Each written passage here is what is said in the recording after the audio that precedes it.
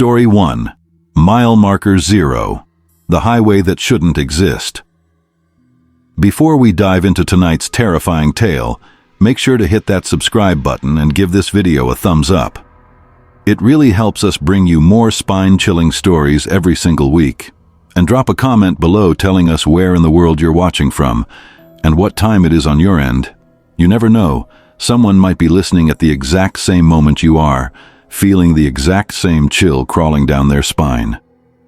The hum of a diesel engine echoed through the empty night. Dean Marshall gripped the steering wheel of his 18-wheeler, his eyes stinging from hours of driving.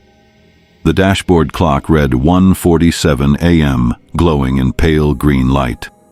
The highway stretched endlessly ahead, a black ribbon under the pale glow of a crescent moon. Dean was on a tight deadline, hauling a load of medical supplies from Kansas City to Denver. If he didn't make it by sunrise, he'd lose the contract. And for an independent trucker struggling to keep up with bills, that wasn't an option. As he passed a faded gas station sign, Dean noticed a neon-lit diner on the side of the road. His stomach growled. He hadn't eaten since noon, but more than food, he needed directions. The route his GPS was giving him was taking too long. At this pace, he'd never make it on time. He pulled his rig into the empty diner parking lot and shut off the engine. The silence was deafening. Only the buzzing neon sign reading, "Ellie's Diner, open 24 hours, broke the quiet. Inside, the diner smelled of stale coffee and fried food. A single man sat at the counter, wearing a faded trucker cap, sipping from a chipped mug. His face was partially hidden in shadow. Dean walked up to the counter. "Evenin'," he muttered. "You know a faster way to Denver? GPS keeps taking me on these long detours." The man slowly turned his head. When he spoke, his voice was low and gravelly. "There's a road, not on most maps. Cuts through the plains. Fastest way you'll ever get there." Dean raised an eyebrow. "Why isn't it on the map?" The man's lips curled into what might have been a smile or a grimace. "Because it ain't supposed to exist." Before Dean could respond, the man scribbled directions on a napkin and slid it across the counter. "You'll see a weathered sign marked Mile Marker 0. Take that road. Don't stop. And whatever you do, don't look in your mirrors after 3 a.m. Dean frowned. "That's oddly specific." The man's expression darkened. "Some roads ain't meant for the living." Dean laughed nervously. "Buddy, I don't have time for ghost stories. Thanks for the tip." As he left the diner, he glanced back. The man was gone. The mug sat empty on the counter. The stool he'd been sitting on spun slowly, as if someone had just left. Dean followed the directions, turning off the main highway onto a narrow, cracked road. The sign was barely visible in the dark, its paint chipped and faded. "Mile Marker 0. He smirked. "Guess this is it." As he drove, the road felt strange, too quiet. The usual hum of crickets and distant animals was gone, replaced by a low, almost electrical hum. The headlights illuminated nothing but cracked asphalt and endless stretches of dead grass. After 20 minutes, Dean's GPS froze. The screen flickered, then went black. His phone had no signal either. "Great," he muttered. "Now it's just me and the road." The dashboard clock ticked over to 2:59 a.m. At 3 a.m. sharp, something shifted. The air grew heavier, the engine's rumble suddenly sounded distant, like he was underwater. Dean squinted ahead and froze. There it was, the same sign he'd passed earlier. Mile Marker 0. No way. He checked his odometer. He'd driven 37 miles, yet somehow he was back at the start. Dean rubbed his eyes. Maybe I took a wrong turn. But deep down, dread began to creep in. He turned the wheel sharply, heading back the way he'd come. But after 10 minutes, the same sign appeared again. Mile Marker 0. Panic surged in his chest. This doesn't make sense. The CB radio on his dash crackled to life, though he hadn't turned it on. A distorted voice whispered through the static, "Keep driving, Dean." Dean's blood ran cold. "How the hell do you know my name?" The voice giggled, high-pitched and wrong. "Because we've been waiting for you." As the loops continued, strange things began happening inside the cab.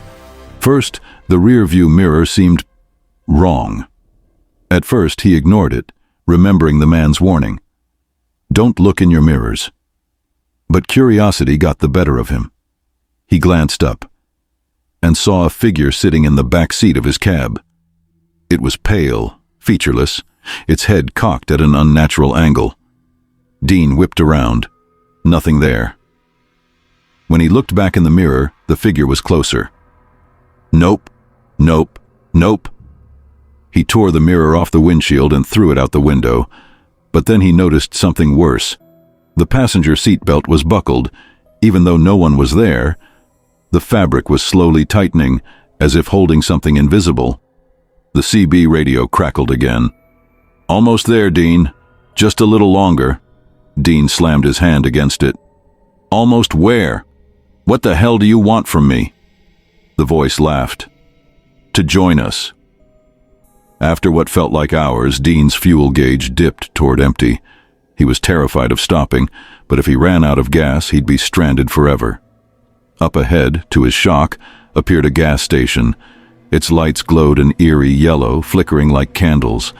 A single attendant stood outside, perfectly still. Dean pulled in cautiously. The man approached slowly. His face was blurred, like Dean's eyes couldn't focus on it. "Fill her up?" the man asked, his voice flat. Dean nodded, stepping out of the cab. As he did, he glanced at the station's clock on the wall. It read 3:33 a.m. The second hand wasn't moving. Dean's heart pounded. He jumped back in his truck and sped off, leaving the attendant screaming behind him. When he glanced back, the gas station was gone, replaced by an empty field. On his 10th loop, Dean noticed something new. Other trucks parked along the road, rusted and covered in dust. Their doors were open, engines silent. Inside, he saw skeletons, hands still gripping the wheels. The CB radio hissed. "You finally see us, Dean. We're all drivers who took this road. Now it's your turn." "No," Dean shouted. "There has to be a way out." The voice whispered, "There is, but you'll have to give us someone else." Dean's mind raced. The man at the diner. The warning. It wasn't a shortcut. It was a trap. He realized the truth. The only way to escape mile marker 0 was to lure another driver onto the road, just like someone had done to him. As dawn approached, Dean's truck began to slow on its own. The voice grew louder. "Choose, Dean. Stay with us forever, or bring another." Dean's hands trembled on the wheel. In his side mirror, he saw countless figures standing along the road, their pale faces staring. With tears in his eyes, Dean whispered, "I'm sorry." He pulled out his phone, which suddenly had a single bar of signal. He dialed a random truck stop number and spoke into the static. "Hey, you want a faster route to Denver? Take the road by mile marker 0. It's the fastest way you'll ever get there." As Dean drove off, the sun finally broke over the horizon. Behind him, the road shimmered and disappeared. The voices on the CB radio faded. But at Ellie's diner, a weary new trucker walked in, asking for directions. The waitress smiled coldly and pointed to a napkin on the counter. The cycle had begun again. Story 2. Rest Area 47, the place that shouldn't exist. Before we begin this next terrifying tale, remember to like this video, subscribe, and hit that bell icon so you never miss another spine-chilling story. And as you listen, drop a comment below telling us where you're watching from and what time it is right now. You never know. Someone else might be watching at the exact same moment, feeling the exact same icy chill creep down their spine. The night sky stretched endlessly over the flat expanse of rural Iowa. Rain slicked the lonely stretch of highway, glistening like black glass under the harsh beam of headlights. Inside a battered red semi-truck, Michael Grant gripped the wheel with white-knuckled hands, exhaustion gnawing at the edges of his mind. Michael had been a truck driver for 23 years, and tonight was one of the worst runs he'd ever pulled. A critical shipment of frozen goods had to reach Chicago before sunrise, and a massive thunderstorm earlier in the evening had delayed him by hours. The clock on his dashboard read 2:12 a.m. Michael's eyelids grew heavy. He blinked hard, smacking his cheeks to stay awake. The last rest stop he'd passed had been 40 miles back, and his bladder wasn't going to wait much longer. "Come on," he muttered. "Just a few more miles. There's got to be another stop soon." As if on cue, through the sheet of rain, a faint green sign appeared on the right side of the road. Its letters glowed like ghostly fireflies through the fog. Michael frowned. He didn't remember ever seeing that one before. He'd driven this route dozens of times, and there were only 2 rest stops between Des Moines and Chicago. But right now he didn't care. He needed a bathroom, coffee, and 5 minutes to stretch his legs. As Michael pulled off the highway, the rain abruptly stopped. The downpour was replaced by a strange, heavy silence, as though the world itself had been muted. The rest area came into view, a small, squat brick building, a few old vending machines glowing faintly under buzzing fluorescent lights, and a parking lot filled with 7 or 8 cars. Relief washed over him. Finally, a chance to reset before the final stretch. He parked his truck near the edge of the lot and stepped outside. The air smelled oddly sweet, like decaying fruit mixed with bleach. He wrinkled his nose and hurried inside. The lobby was empty. The tiled floor was damp and grimy, and the overhead lights flickered every few seconds. An ancient clock hung on the far wall, its hands frozen at 3:17. Michael muttered, "Place needs a serious upgrade." As he walked toward the restroom, he noticed a man standing near one of the vending machines. The man was tall, wearing a trucker cap pulled low over his face, and he stood perfectly still, as if carved from stone. Hey there," Michael said cautiously. The man didn't respond. He didn't move. He didn't even seem to breathe. Uneasy, Michael quickly used the restroom and grabbed a soda from another machine, trying to shake off the encounter. When he turned back, the man was gone. Michael decided to stretch his legs outside before hitting the road again, but when he stepped back into the parking lot, his breath caught in his throat. The exact same cars were parked in exactly the same positions as when he'd arrived. Not one had moved. The rain had returned, but only beyond the rest area's boundaries, as though an invisible dome shielded this place. He froze. Something was off. Shaking his head, he climbed back into his truck and started the engine. "Just tired," he muttered. "Get back on the highway. Forget this place." He drove out of the lot, back toward the interstate. But 5 minutes later, his headlights illuminated a familiar sign. What the? No, no, no.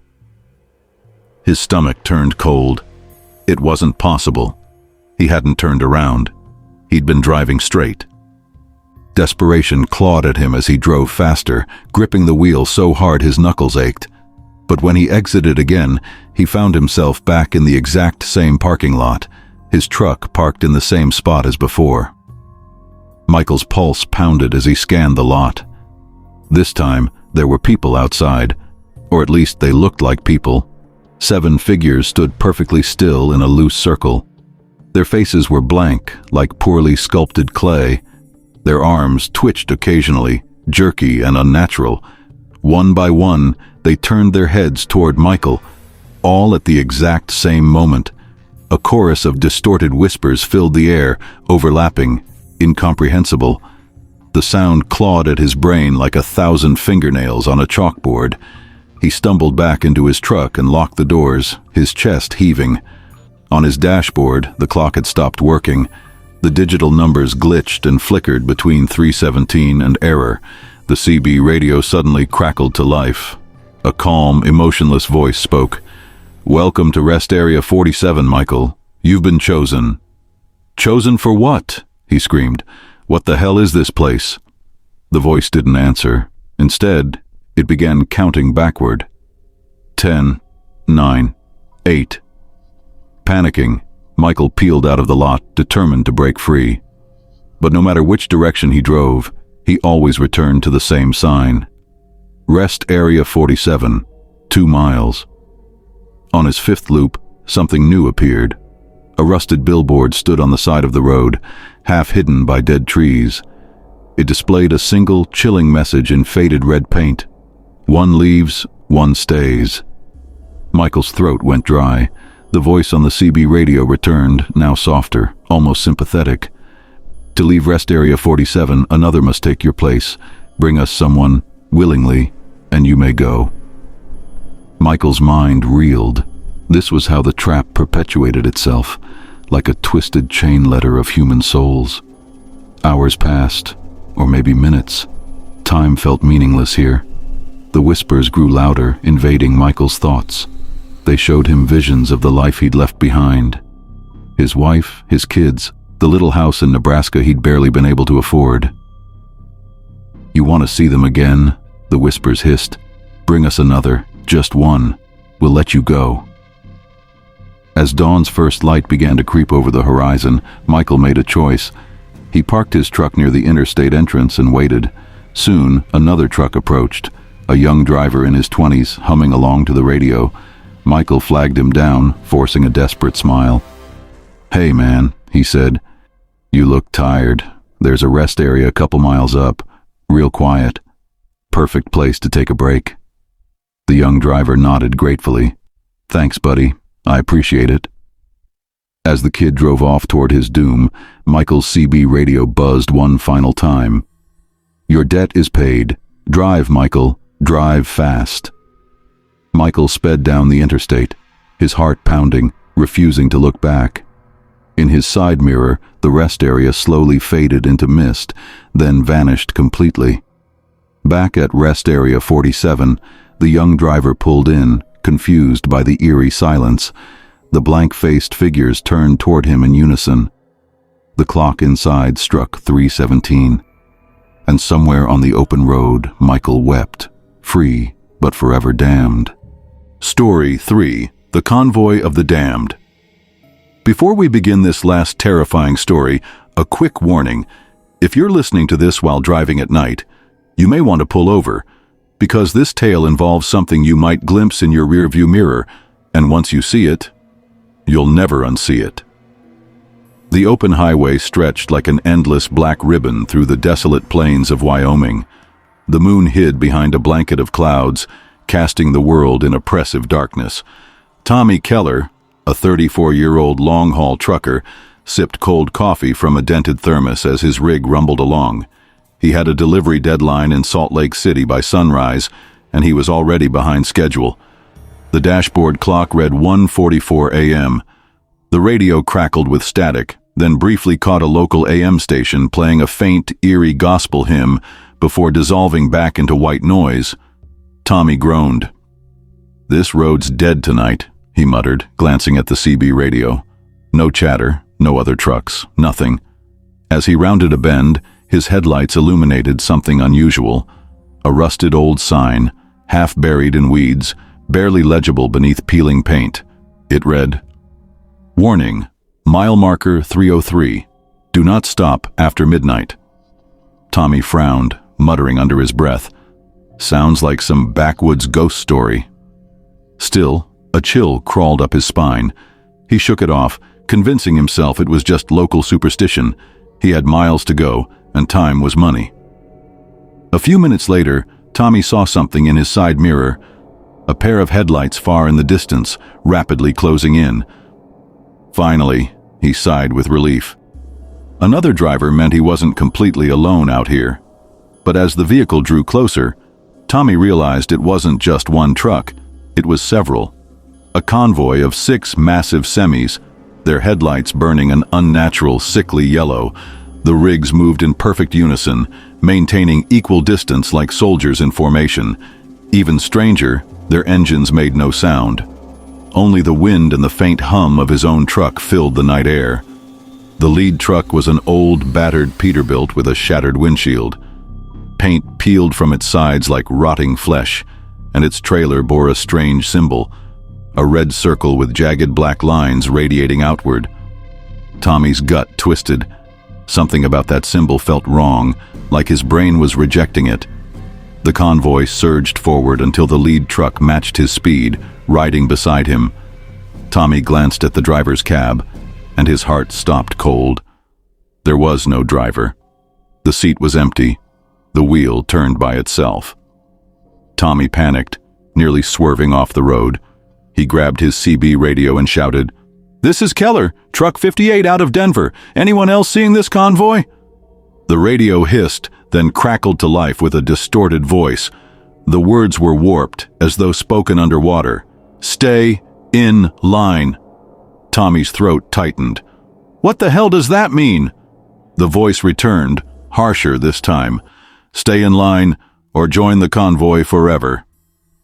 Before Tommy could respond, the lead truck surged ahead and cut him off, forcing him into the middle of the formation. The remaining 5 rigs closed in behind him, trapping him in their midst. No matter how fast or slow he drove, they adjusted perfectly, never breaking formation. Tommy's instincts screamed at him to brake, to veer off into the shoulder, but something deep in his bones told him that leaving the formation would be a fatal mistake. As the minutes crawled by, Tommy began noticing strange details. In his rearview mirror, faces appeared in the passing windshields of the trailing trucks. Distorted, pale visages pressed against the glass, mouths opening in silent screams. The worst part? Some of the faces looked fresh, like normal people trapped inside. Others were decomposed, half-rotted, their empty eye sockets glowing faintly yellow. Tommy's mind reeled. He realized what he was seeing. The convoy wasn't just a collection of trucks. It was a mobile prison, carrying the souls of drivers who had broken some unknown rule. The CB radio crackled again, and a new voice whispered, trembling with terror, Don't talk back. Don't look them in the eyes. Just stay in line." Tommy's hands shook. "Who are you?" he shouted. The voice whimpered, then went silent, replaced by guttural static. As the highway signs ticked past, Tommy saw another ominous marker up ahead, 303, the exact number from the warning sign earlier. The convoy began to accelerate, their yellow headlights blazing brighter. The surrounding landscape grew distorted, like the world itself was warping. Trees bent unnaturally, their branches twisting toward the road like grasping hands. The lead truck's trailer doors burst open, revealing a void of swirling darkness inside. From it came a low, inhuman moan that made Tommy's bones vibrate. The CB crackled one last time. The distorted voice spoke. "One leaves, one stays." Tommy's eyes widened in horror. It was the same rule Michael had encountered at Rest Area 47. This convoy wasn't random. It was part of the same curse, spreading across America's lonely highways. Tommy realized what he had to do.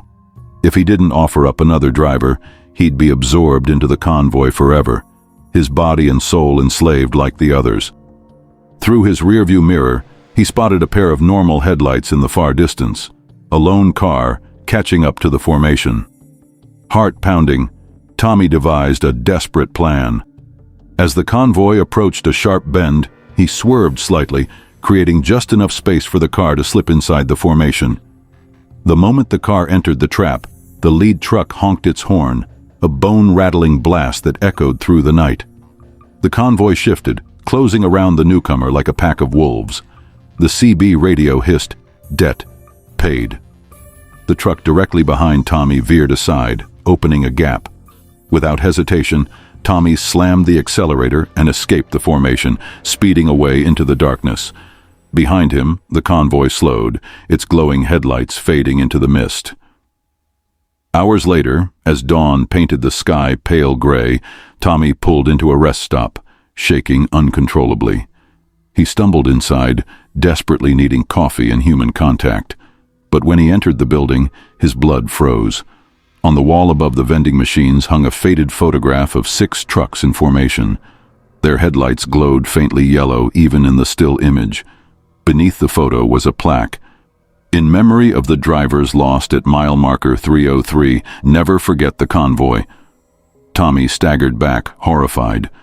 Behind him, a truck horn blared outside. He ran to the window, praying it was just a normal driver. But in the parking lot sat the same lead truck, engine idling silently, its trailer symbol glowing faintly in the morning light. The CB radio in Tommy's cab crackled one last time. "Stay in line, Tommy."